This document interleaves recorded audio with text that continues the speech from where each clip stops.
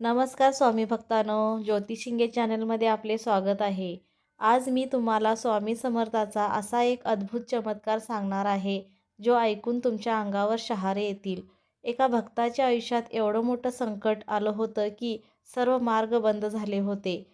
पण त्यावेळी स्वामी समर्थांनी फक्त एकच शब्द दिला, "भिवू नकोस, मी तुझ्या पाठीशी आहे."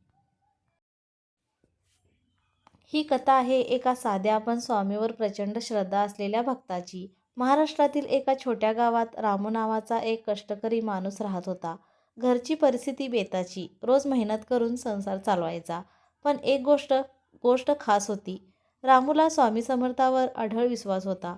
दररोज सकाळी उठल्यावर तो एकच जप करायचा, श्री स्वामी समर्थ. एक दिवस अचानक रामूवर मोठं संकट आलं. त्याच्या शेतातलं पीक पूर्णपणे नष्ट झालं. घरात पैसाही उरला नाही. वरून सावकाराने कर्ज परत मागायला सुरुवात केली. घरात रडारड सुरू झाली. रामूची पत्नी घाबरून म्हणाली, "आता काय करायचं? आपल्याला कोणीच वाचवू शकत नाही." क्षणभर रामूही खचला. पण लगेच त्याने डोळे मिटले आणि स्वामींचा जप सुरू केला.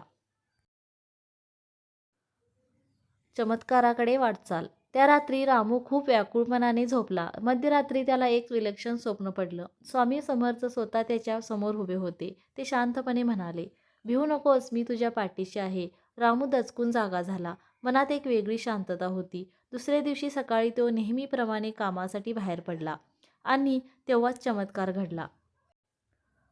मुख्य चमत्कार. गावात अचानक सरकारी योजना आली होती. शेतकऱ्यांच्या नुकसानीची भरपाई मिळणार होती आणि आश्चर्य म्हणजे रामूचं नाव त्या यादीत पहिल्यांदा होतं. त्याला इतकी मदत मिळाली की कर्ज फिटलं, घरची परिस्थिती सुधारली आणि शेत पुन्हा उभं राहिलं. रामूच्या डोळ्यात पाणी आलं. त्याला स्वामींचे शब्द आठवले, "भिवू नकोस, मी तुझ्या पाठीशी आहे." स्वामी भक्तांनो, ही कथा आपल्याला एकच शिकवण देते. संकट कितीही मोठा असो, परिस्थिती कितीही कठीण असो, जर श्रद्धा खरी असेल तर स्वामी समर्थ आपल्या भक्ताला कधीच एकटं सोडत नाहीत. फक्त मनापासून एकदा म्हणा, श्री स्वामी समर्थ. जर तुम्हाला स्वामी समर्थावर विश्वास असेल तर कमेंटमध्ये नक्की लिहा, श्री स्वामी समर्थ. व्हिडिओ आवडला असेल तर लाईक करा, शेअर करा आणि अशाच स्वामीच्या अद्भुत कथा ऐकण्यासाठी चॅनेल सबस्क्राईब करायला विसरू नका. पुन्हा भेटूया अशाच एका चमत्कारी कथेसह. तोपर्यंत सर्वांना श्री स्वामी समर्थ. धन्यवाद.